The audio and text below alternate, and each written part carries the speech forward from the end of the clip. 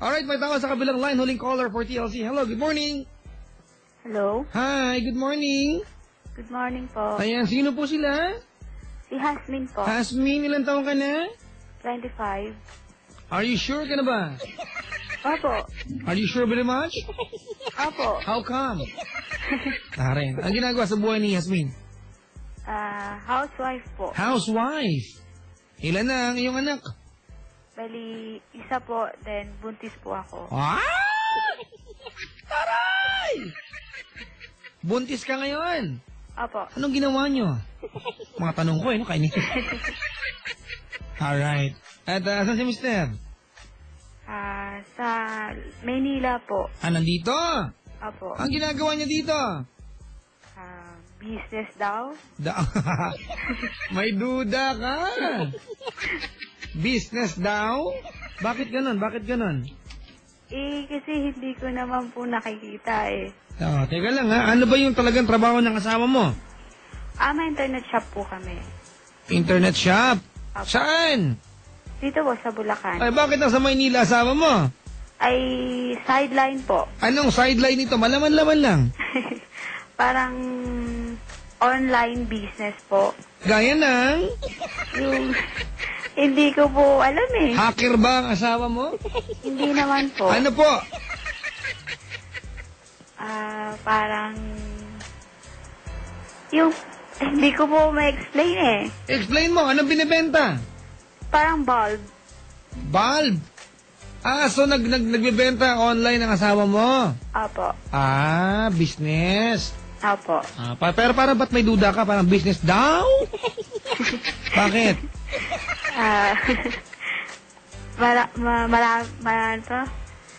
Maraming kwento eh. Marami. Opo. Punta ka na lang dito, usap tayo ha. Baka masyadong marami. Sige, dali. Uy, good morning po sa mga taga-test fire people. Ayan ha.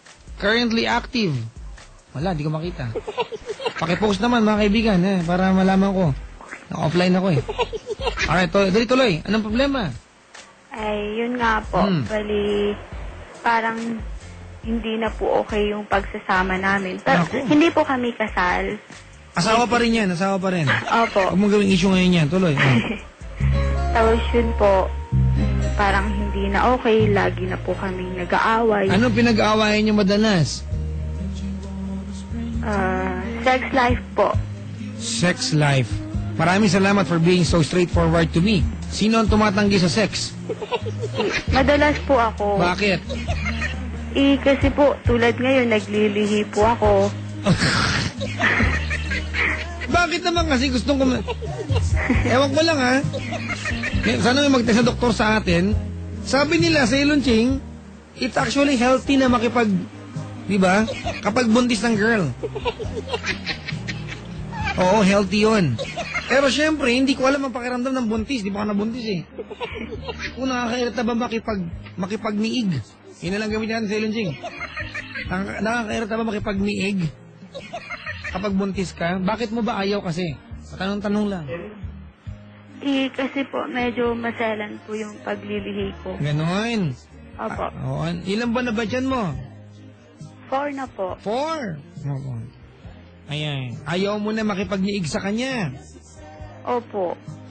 Desidido ka na, nasa loob ng 6 na, teka lang ha, 5 buwan pa, walang mangyayaring kembilar.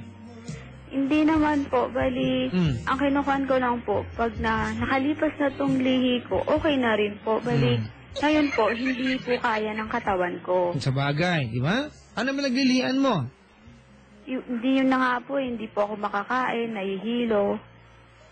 Baka naman di paglilihiyan eh. Nagpa-check up sa po ako eh. Di ba kasi pag naglilihi sa Ilonching, di ba? Dapat gusto mo ng, di ba? Kulay green na mais. Ganon, di ba? Lavender na apple. Ganon eh. Ikaw, anong naglilihian mo? Anong bagay ang gusto mo? Wala po. Wala. Baka siya pinaglilihian mo. Di ba? Juice lang po yun, ganon. Malamig na tubig, ganon po. Paglilihi ba yun? Naglilihi ako. Araw-araw kong gusto yan eh. Oh my God, buntis ako! Okay, anong tanong mo sa akin? Yun na nga po. Bali, medyo hindi na po okay yung pagsasama namin. Like kami nag-aaway. May boylet ka ba? Ha? May boylet ka ba? Wala po. Wala. Meron ba siyang girlet? Sa ngayon, wala po. Siguro. Dati ba meron? Dati po. Dati meron. Opo. Mahal mo ba asawa mo? Opo. Oh, ba't ganyan ka magtanong? Kasi si Ellen Jing, parang ang dating sa akin ng tanong niya, parang lagi na ba kami nag-aaway eh. Parang feeling ko, parang sa tingin mo, wala na ba remedyo ito? Meron po. O yun pala, kasi napaka-petty nito si Ellen Jing, di ba? Maliit na bagay ito. Eh kung ayaw mo kumembilar, may paraan yan. Ayaw ko na sabihin kung ano. Pero may paraan yan. Ayaw ko na sabihin kung ano. Pero may paraan yan. Kasi po, Ayaw ko na sabihin kung ano. May paraan yan. Ayaw ko sabihin kung ano.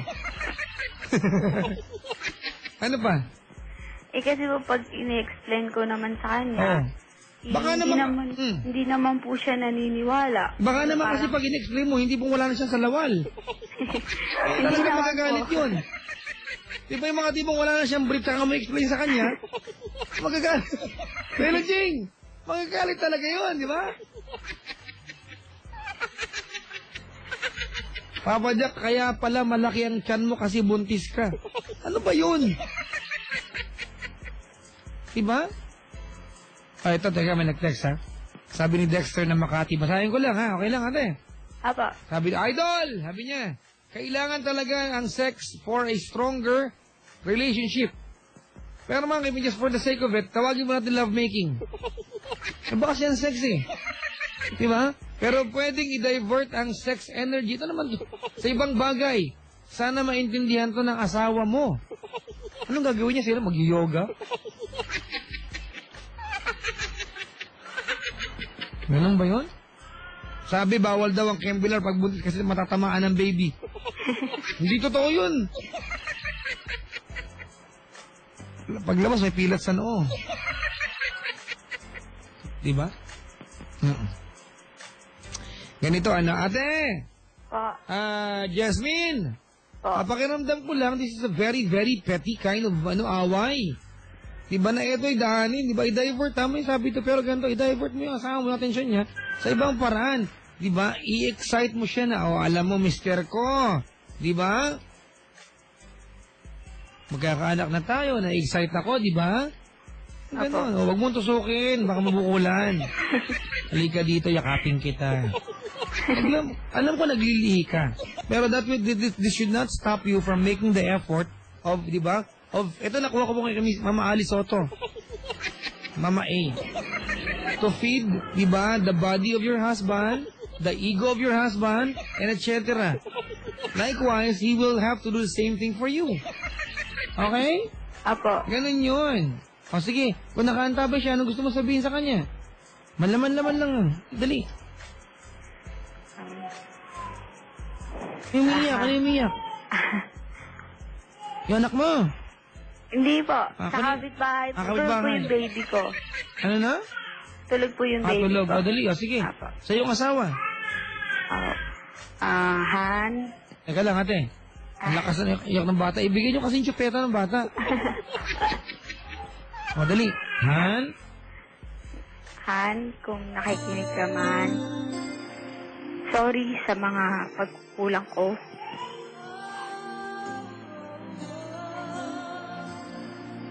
Ingat ka lagi. Saka lagi mong tatandaan na mahal kita.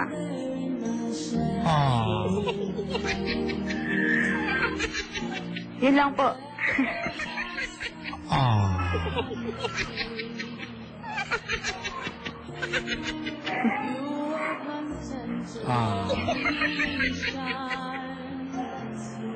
Sige pa. Lahat ang pwede mo sabihin.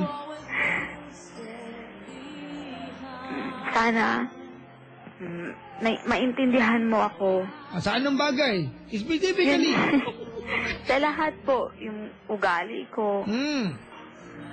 Kasi hindi po ako...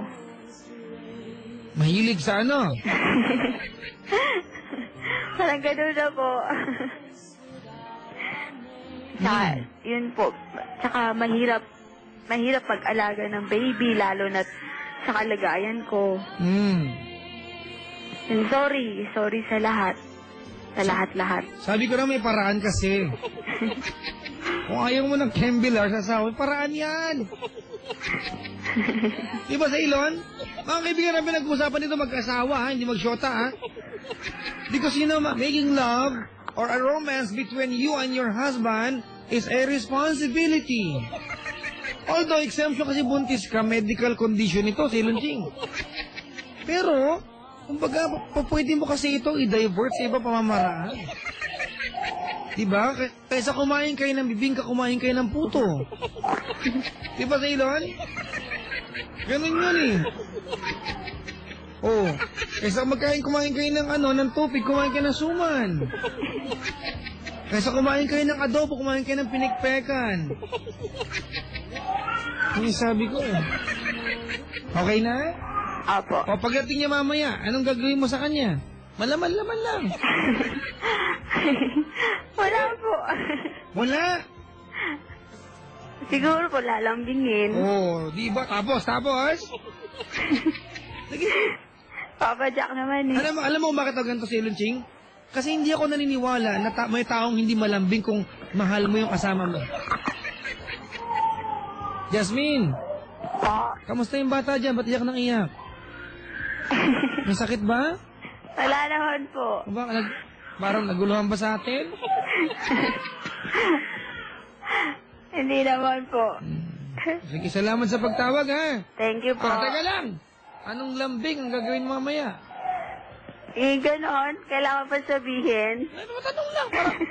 Baka nakaantawa yung mister mo, ma-excite man lang siya.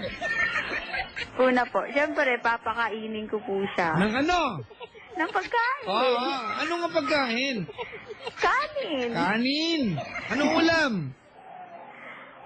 Sisig po ang ulam namin ngayon. Sisig tinadtad na tutot. Tapos, pagkatapos kumain, ano sunod? Siyempre po, magpapahinga muna siya kasi pagod siya. Tapos? Yun lang po. Ano? Lambing na ba yun? Di normal na ginagawa yun Papa Jack, kailangan mo sabihin yun. Bahala ka na. Nakikinig ba mister mo? Hindi po ata.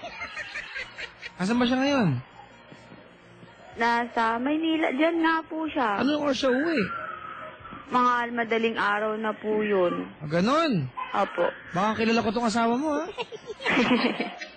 Hindi po. Transaksyon ko to. Ano ba? Illegal? Hindi po. Salamat sa pagtawag. Salamat din po. Good morning. Good morning. Good morning. Ay, mga taga-Tatalan sa Quezon City, nakaantabi Arnel sa Langus.